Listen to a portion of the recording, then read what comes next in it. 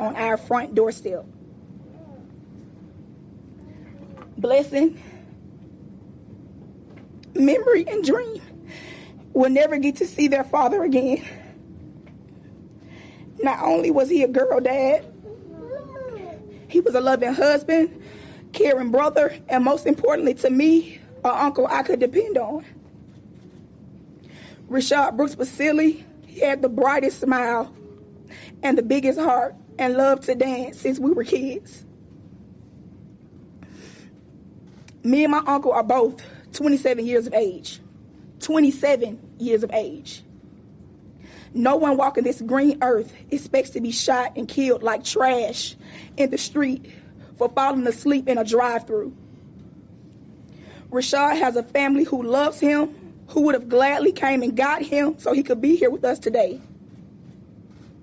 The day after my uncle's murder, his oldest daughter set for her father in her birthday dress to come and take her skating. And to look across the room and know that it's never a possibility anymore breaks my heart. Me and my family are still grieving the loss of my grandmother when my uncle's life was horrifically taken away from us. Not only are we hurt, we are angry. When does it stop? We're not only pleading for justice, we're pleading for change.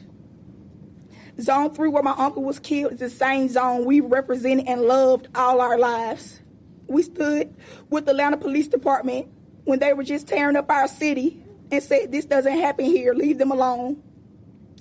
And here we are 3 weeks later, those same police took something away from our family that we'll never get back, Rayshard Brooks. Most of us haven't slept or eaten since we viewed a video of a man being murdered to only get a phone call moments later to tell you it's your loved one. This entire situation has traumatized me and my entire family, I'm sure for the rest of our lives. My uncle did not die in vain. His life mattered. George Floyd's life mattered. Breonna Taylor's life mattered. Michael Brown's life mattered. Sandra Bland's life mattered. I'm not only asking the city of Atlanta to stand with us, I'm asking for everyone in this nation to stand with us as we seek justice for Rashad. Thank you. Now you hear from his cousin, Tiara Brooks.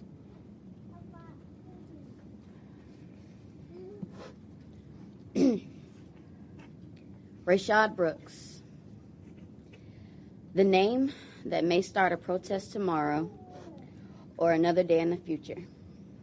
However, the man himself no longer has a future. He can no longer live in the present nor plan for tomorrow. No matter what the different points of view are ours of his death, we must all agree to one fact. The fact that he was killed by the Atlanta Police Department. The fact that someone's cousin, brother, uncle, nephew, father, companion, and friend is no longer in this world. The trust that we have with the police force is broken. And the only way to heal some of these wounds is through a conviction and a drastic change with the police department. But honestly, true justice will never prevail because we will never be able to bring back Rayshard Brooks. He will no longer be able to return to this world nor to his family.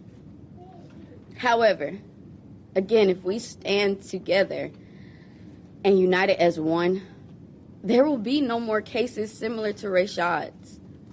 How many more protests will it take to ensure that the next victim isn't your cousin, your brother, your uncle, your nephew, your friend, or your companion, so that we can finally end the suffering of police excessive force?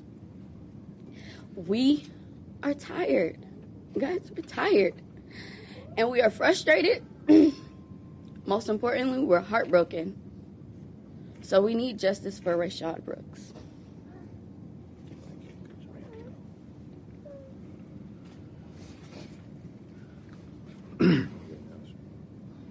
This is Mr. Brooks' cousin. His name is Mr. Allen. I'm going to try to make this brief and clear. First and foremost, we want to say, want to show our appreciation and thanks to everybody that's been out here supporting us and helping us. And we encourage you to continue to do so. And I actually go by the name of the Cater Red. A lot of people know me as that. And a lot of celebrities I see that been trying to reach out and try to find the family. We are the family. I am the family. And if you're trying to help, you know, reach out to me so we can try to make sure that my cousin and his wife and his kids is taken care of. If you can't help financially, then try to just keep help with your voice and stay with the protest. But again, I want to just tell you that we appreciate. So masks are normally mandatory at the airport, on the way here, inside the aircraft, and until you get home. So make sure you get a good mask. Borders have been gradually reopening after the pandemic. But how easy it is really to travel to another country these days? We're about to find out. One thing that has changed is that I got a cab to go to the airport. It's not cheap, it's not sustainable, and it's probably not justified. It's just that personally I didn't feel comfortable using public transport. So it's totally empty at the airport. Almost every flight is cancelled. There are no shops open. So we travel business, but for safety reasons, the airline cannot serve proper food. So this is what we get for business class. Also, the air conditioning flow has to be switched off for safety reasons, so it's pretty hot. Another problem is the lavatories. For health and safety reasons, only the crew can use the front lavatory. So everyone, even business class passengers, have to use the ones on the back in this Airbus 320 Neo. So it took about an hour for all of us in the flight to get tested, and then we picked up our luggage and we're on our way. We're going home. We're going to have to stay in for about 24 hours until the result of the test comes in. The authorities are going to call us. We have given them our phone number and the address where we will be staying. Obviously, if the test is positive, I will have to be going to quarantine. If not, everything is cool. Overall, you know, it wasn't a very pleasant experience, having to wear a mask, the closed duty-free shops, the hour-long delay to get the test. So it was a hassle, but if you want to go somewhere either for a holiday or for business reasons, it's doable. It's not a huge hassle. It's not a disaster. At least that was my experience. We might just be powerful, we might just be beautiful, and last, what you fear the most, we might just be black. I hope that's okay. I'm a deaf dancer, so I use dance as my way to express myself, to share how I feel with the pain and the struggle that we're going through, and hoping that we can come to a common ground of equality. We are practicing for the Juneteenth event that's happening June 19th. This is our first event since COVID-19, and I'm very excited for my company to be performing and show them that we are here to support our community, this movement, this day. Juneteenth, for me, it has become a day to celebrate the freedom of all Americans. It is a day that I think gets pushed into being a Black Day, when instead it is just another day in American history that we all should be aware of and should celebrate collectively. Okay, let's just go. As people watch this performance, I want them to feel the connection with the poem and the music and the movement that we're Level, and we might just be powerful, we might just be beautiful, and last, what you fear the most, we might just be black. I hope that's okay. I'm a deaf dancer, so I use dance as my way to express myself, to share how I feel with the pain and the struggle that we're going through, and hoping that we can come to a common ground of equality. We are practicing for the Juneteenth event that's happening June 19th. This is our first event since COVID-19. The protests before, that's what we're demanding. It's not just laws and policy changes, but a mental change in policing, which is missing. So we do want everybody's support. We're looking forward to the DA's findings in this situation. And the only thing that we can ask for is some semblance of an idea of justice, because there is no definition anymore of what it is. But what we know right now is that a man's life was taken when it should never have happened. Right now, we want to introduce everyone to Tomika, who many of you have met, and the kids, Blessing, Memory, and Dream. Blessing, it was her 8th birthday when her father died. She had her birthday party on the same exact day that they found out that their father was killed. She had her birthday dress on, as all of you have heard. She had cupcakes and friends over.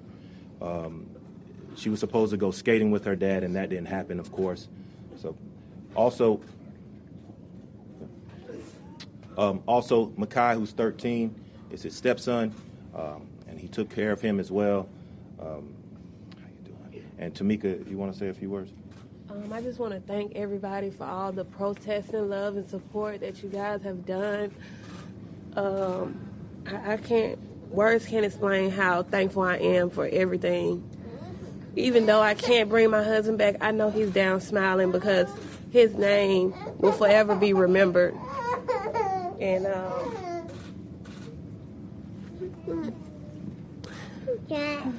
no, there's no justice that can ever make me feel happy about what's been done. I can never get my husband back. I can never get my best friend.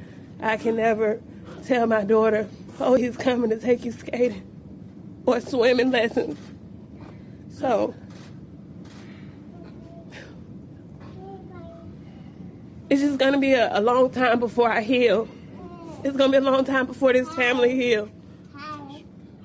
And I just, like I said, I'm just thankful for everything that everyone is out there doing. And I just ask that if you could just keep it as a peaceful protest, that would be wonderful, because we want to keep his name positive and great.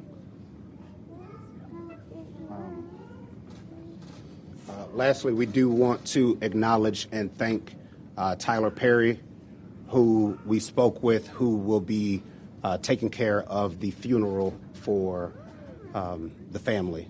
And it's support like that, and it's people who are actually in this community, that love the community, that want healing, and families like this to never have to go through something like this, to step forward. And we want to thank him for such a generous move.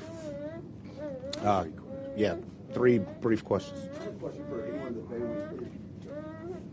Did Rayshard ever discuss what would have been going on? Have y'all ever discussed with them, the previous shootings that happened, all the conversations? The George Floyd. Oh, with the George Floyd, I mean, we've watched it, and I've always said, baby, I don't ever want that to be you, or, he was always like, no, it's going to change, He always tried to stay positive about everything. But we've had our incidents where we've had police officers stereotype my husband just because tattoos in his face, so it's really crazy. I'm scared every day. My children go out, my husband go out, my family members go out. I'm scared every day because I don't know what to expect. And this just really startled me because I don't even know if they're going to come home. And Christian, that kind of it goes to a point of people are asking, well, why would he resist when they were trying to put him in handcuffs? Well, they put George Floyd in handcuffs, and he was subsequently killed. So just getting put in handcuffs, if you're African American, doesn't mean, oh, you're going to get nicely taken to the back of a police car. So, especially watching this video of George Floyd over and over again, his reaction may have been, I'm not getting put in handcuffs. So we can't just toss it out because he resisted. George Floyd didn't, and it ended the same way. And this is something that is not new. It's not just with this George Floyd. All of us, I know every black man standing behind me, and woman too, we have all been dealing with this from birth. So that's a trauma that is deep. It's not something that just started 2 months ago.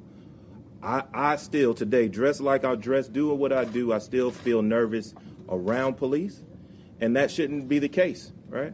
And so if you feel that way, and then you see all of these things happening, of course you're going to feel some kind of way when the police come up to you and, you are somewhere where, you're not in the perfect state of mind at that point in time. Yes, I believe it was Chastity that who spoke about this. I think you mentioned a few weeks ago that your family was asking people not to attack the precinct, the police. And can you talk about that moment and what it feels like now, thinking that that's the position you took before? It makes you eat your words. I love Atlanta. My family loves Atlanta. And when they were busting out the windows at CNN Center, we were like, why are they doing this to our city? Burning down police cars. Why are they burning police cars? This doesn't happen in our city. And it hit our front door. So not only does it happen in our city, it happens in cities everywhere. I just want to. And then in response, a little bit more about Rayshard Brooks, who he was. What did he like to do? What did he That's on my side. Who wants to talk about it? Come on. Tell me your name. My name is Tomika Brooks. Rayshard is my first cousin. These people that you see behind you are his sisters, his brothers, his nieces, his nephews, his first cousins.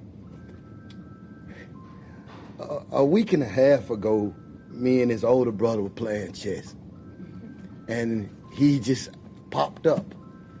And I said, "Cuz, how you doing, man? You good?" He said, "Yeah, I came because I need to see my wife and my baby, man, my daughter's birthday."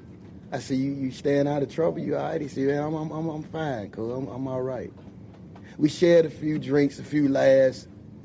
His big brother gave him a few dollars and he left. He was always happy.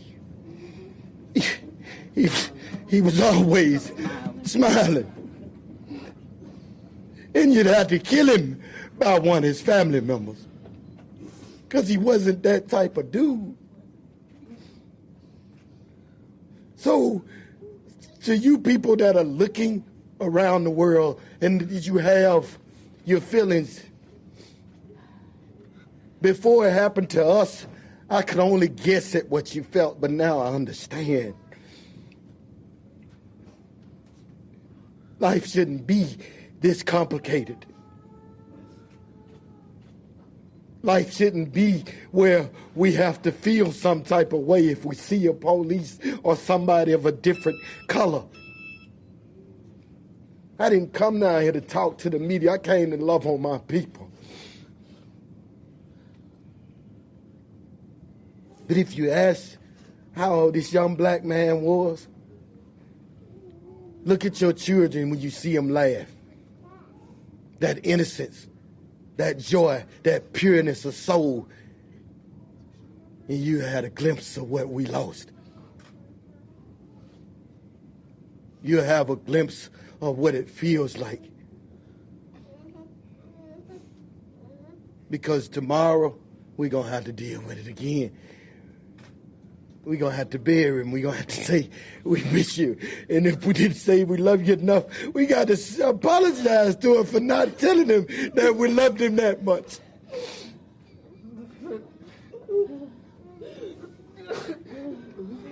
Father took my cousin, man. Oh, listen, I can't believe it. I gotta go. I have to go. Y'all took my cousin. I just want y'all to know that y'all took my cousin from me. Y'all took the wrong person. That wasn't the person to take because he wasn't no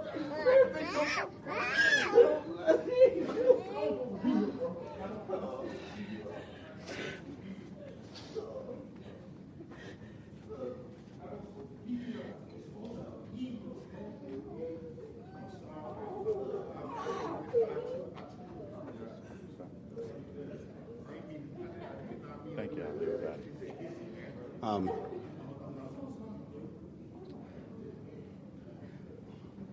I'm really not sure what else America needs to see.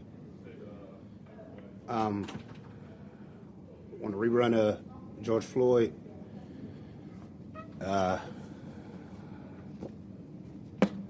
Sadly, I'm probably going to be back here in a few months with another case.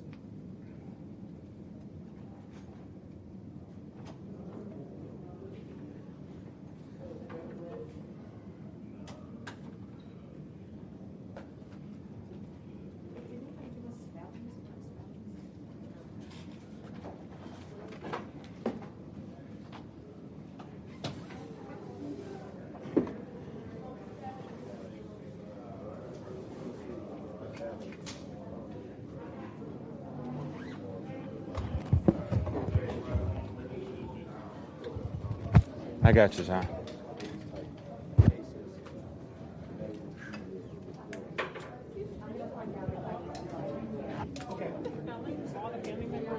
Yes, I did. They said they would do that ahead of time, but I haven't got a response saying that they did it. We're the lead. Okay, she doesn't have IB, so I'm gonna have to keep her.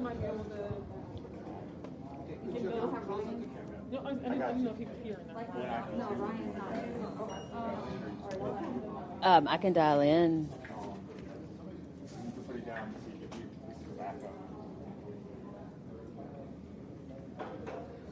I wish I brought it. It's in my car. I've got.